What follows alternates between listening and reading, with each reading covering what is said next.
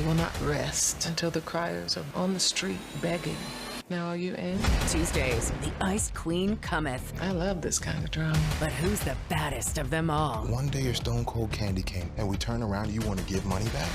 There's no one I trust other than you. Trusted in what? Hold my estate. Every dime. Lord Jesus, Father, Mother, God. It's not worth the risk to take it all. Tyler.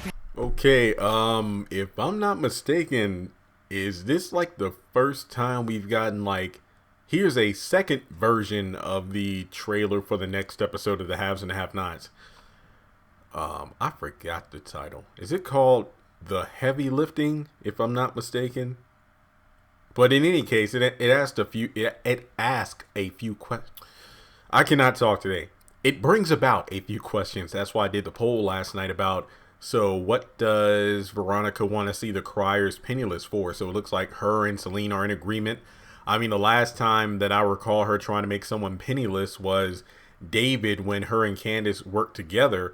But of course, you know, Veronica took matters into her own hands, and that was the end of that alliance. But because remember, Candace's, you know, main thing was getting revenge against David for having Oscar infiltrate her life in order to get back the money she extorted from Jim. So she wanted to do the same thing with Erica, get all the bank records and everything that, you know, she needed off David to drain his accounts dry.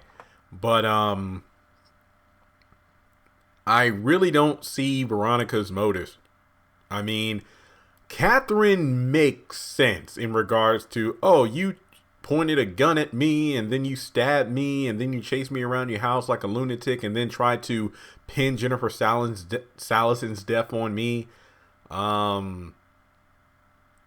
That's it. Her and Jim, I mean, Jim did try, well, choked her, but at the same time, she arranged for Wyatt to be assaulted in jail, so she had that coming. Maybe this will be explained in the episode. And no, I'm not trying to dog the episode before it even comes on, but it's just like one of those things where I would kind of like to get some motivation as to why Veronica's doing it, aside from her just being petty. That's really all I got there. Then we have, you know, Catherine explaining the hand of the situation about her being the executor. Yeah, okay, the part of the trailer that pissed me off. It looks like Candace and Benny are literally sitting in the bank, and Benny's all like, so you go from conning people to giving the money back. Wouldn't you be happy that your sister is trying to turn over a new leaf?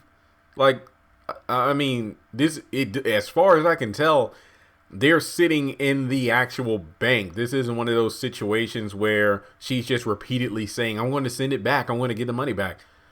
But then at the end of the trailer, I think Mitch said something along the lines of, you know, are you sure you don't want to keep it all or give it all back or something like that? I'm going to assume this is before they go to the bank based off Candace's hair, which I do believe is still in a ponytail at the bar, but then it's kind of let down at the bank. So I could possibly see this being like the ending of the episode. And we also get a scene of Veronica, David, and Jim together. Let me just say, based on the preview alone, this episode seems promising. I'm trying to be positive here. I really want this to be a good episode. This is episode 8. We have 2 more to go.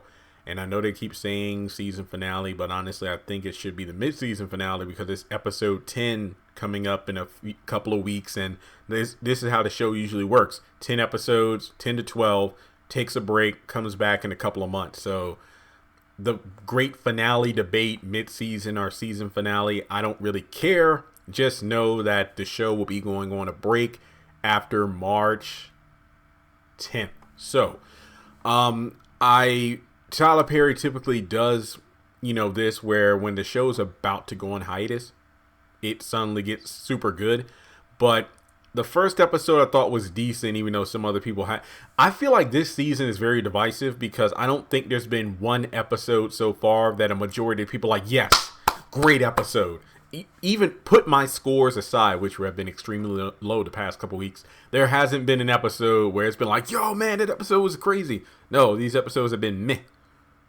and some have just been downright awful. So I'm hoping tonight is an episode where when I do the episode review, even if it's not a perfect episode, I can say, yep, there we go. That's what I'm talking about. So those are my thoughts on the new-ish trailer that we got a couple days ago, actually, and I'm just now covering it. And it is 4:45 while I'm recording this on Tuesday. As of right now, there have been no clips or episode leaks, so I guess you could say this, along with my Ruthless trailer breakdown, will be the only videos you all will get until after tonight's episode. So with that being said, you know the drill. Subscribe to the channel, hit the bell notification icon, check me out on social media, links in the description below, and I'll talk to you later.